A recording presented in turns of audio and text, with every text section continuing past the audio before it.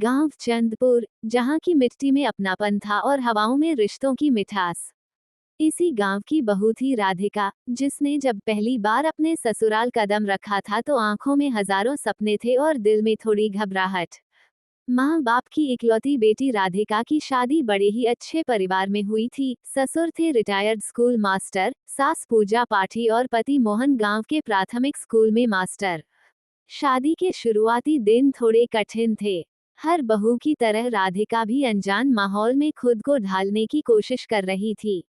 रसोई के काम से लेकर रिश्तेदारों के नाम याद रखने तक, हर दिन एक परीक्षा जैसा लगता था। लेकिन इस घर की सबसे बड़ी खासियत थी, यहाँ बहू को बेटी समझा जाता था। एक दिन सुबह सुबह राधिका चाय बनाकर सासू माँ के पास गई। माँ जी, चाय लीजिए। सास मुस्कुराई। राधिका बेटा, तुम रोज सुबह जल्दी उठती हो, थक जाती हो। एक दिन हम बना देंगे तुम्हारे लिए। राधिका हैरान रह गई। अक्सर तो सासू माँ का डर ही सुन रखा था, लेकिन यहाँ तो जैसे माँ ही मिल गई।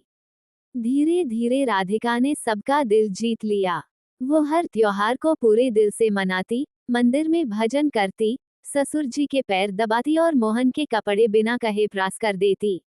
लेकिन जो सबसे खास था, वह था उसका हंसता मुस्कुराता स्वभाव, जो पूरे घर को रोशन कर देता।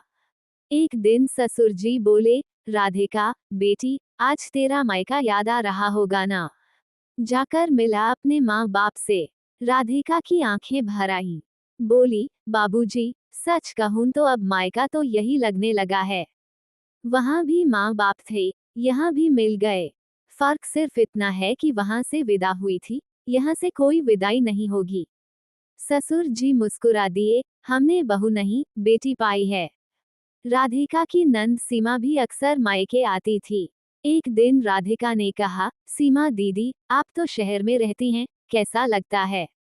सीमा बोली, बहुत अच्छा, पर एक बात कहूं, तुमने इस घर को और भी घर बना दिया है। माँ पापा तुम्हारी तारीफ करते नहीं थकते।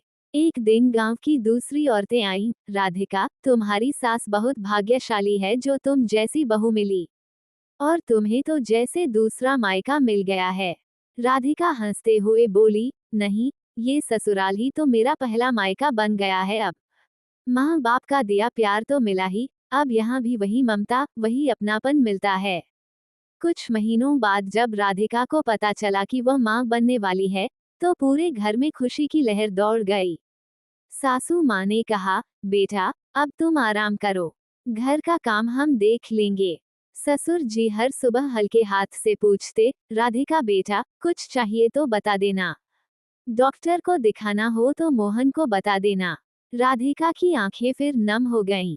उसने सोचा, जिस घर को हमेशा डरावना मानती थी, वह घर आज मेरी सबसे बड़ी ताकत बन गया है। कुछ समय बाद जब बच्चा हुआ, तो राधिका की माँ आई। लेकिन सबसे ज्यादा चिंता तो सासू माँ को थी, क्या खा रही है, कब सो रही है, बच्चे को दूध दे रही है या नहीं। राधिका की माँ ने एक दिन सास से कहा, बहन जी, आपने मेरी बेटी को बेटी से भी बढ़कर रखा। अब लगता है, शादी करके हमने उसे खोया नहीं, एक और घर दे दिया। सास मुस्कुरा दी, हमने भी तो बहू नहीं, बेटी ही पाई है। कहानी का सार, राधिका जैसी बहुएं और उनके जैसे सास ससुर अगर हर घर में हों, तो ससुराल कभी डरावना शब्द न लगे। जब ससुराल मायका बन जाए, तो रिश्तों में मिठास और जीवन में सहजता अपने आप आ जाती है। रिश्तों की मजबूती अपनापन और प्रेम में है, और राधिका का ससुराल इसका सबसे सुंदर उदाहरण बन गया।